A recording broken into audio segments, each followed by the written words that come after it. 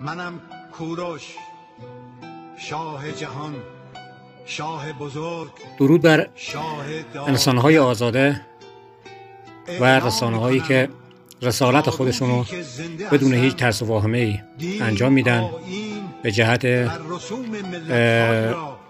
انتشار واقعیات جهان و جامعه. کوروش پیام‌آور نیکی فراموش شده در سرزمین خود خبر 291 568 سایت خبری تحلیلی فانوس زاکروس.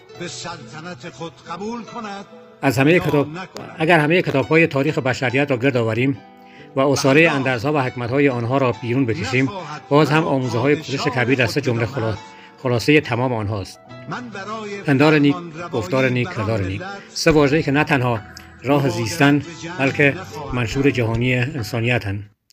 کوروش پادشاهی بود که بی هیچ خونریزی و زور مرزهای انسانیت را گشود. با ورود به بابل نه تنها معابد را ویران نکرد بلکه فرمان داد همه مردم در پرستش خدای خود آزاد باشند، خانه‌هایشان بازسازی شود و رنجیدگان از بند رهایی یابند.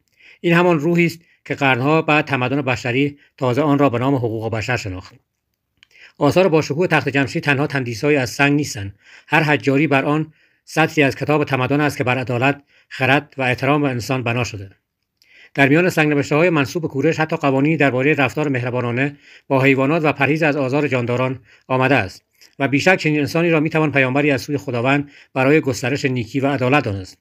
اما افسوس که در سرزمین خود این میراث آسمانی محجور مانده است. کشورهایی چون تاجیکستان، ارمنستان، هند، یونان و حتی اسرائیل کوروش را پادشاه نجات بخش می‌دانند. اسرائیلیان او را منجی خود می‌خوانند که قومشان را از اسارت بابل آزاد کرد.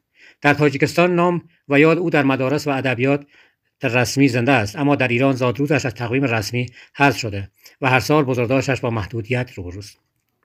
از سوی دیگر بیمهری نسبت به میراث فرهنگی این سرزمین به حدی رسیده که آثار باستانی، تندیس‌ها و کتیبه‌های گرانسنگ نه تنها پاسداری نمی‌شوند بلکه گاه از ترس توقیف یا مجازات پنهان ذوب یا از کشور خارج می‌شوند. این فاجعه فرهنگی زخمی بر قلب تمدنی است که زمانی آموزگار جهان بود.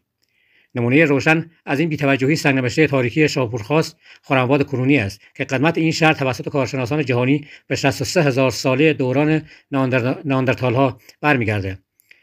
یادگاری این سنگ‌نوشته یادگاری از قرن ششم هجری در دل شهر که روزگاری قوانین و اصول زندگی مردم شاپورخاست بر آن حک شده بود. این اثر که سندی معتبر بر دیرینگی و قانونمداری مردم لرستان است، امروز بی هیچ حفاظتی در برابر آفتاب، باران و باد رها شده و هر روز بخشی از آن فرسوده می شود. کتیبه خرم‌آباد همانند هزاران میراث دیگر فریاد خاموش تمدنی است که روزی در قلبش عدالت کوروش و خرد ایرانی جریان داشت. سنگی که به جای گنجینه به غریبی رها شده، درست همچون خود کوروش که در وطن خویش غریب مانده است. کوروش کبیر تنها پادشاه ایران نبود. او چراغ انسانیت، عدالت و ایمان بود و ما وارثان خاموش آن روشناییم که اگر پاسخ نداریم تاریکی بر ما غلبه خواهد کرد. پیام به کوروش کبیر از زبان مردم و بنده حقیر. ای کوروش، ای پیام‌آور نیکی و عدالت، امروز ما فرزندان خاک تو در میان فراموشی و بیمهری هنوز به یاد تو زنده ایم. جهان با عدالت تو به یکتاپرستی خداوند ایمان آورد و همچنان بر یکتاپرستی، عدالت، رحمت و بخشش تو الگوی خود را می‌سازد. یاد تو چراغ راه ماست و دستان ما برای پاسداری از میراث هرچند خسته از هیچ کوششی دریغ نخواهد کرد. ما به تو می‌نگریم تا بفهمیم انسانیت، خرد و مهربانی هیچ وقت کهنه نخواهد شد. ممنون و متشکرم.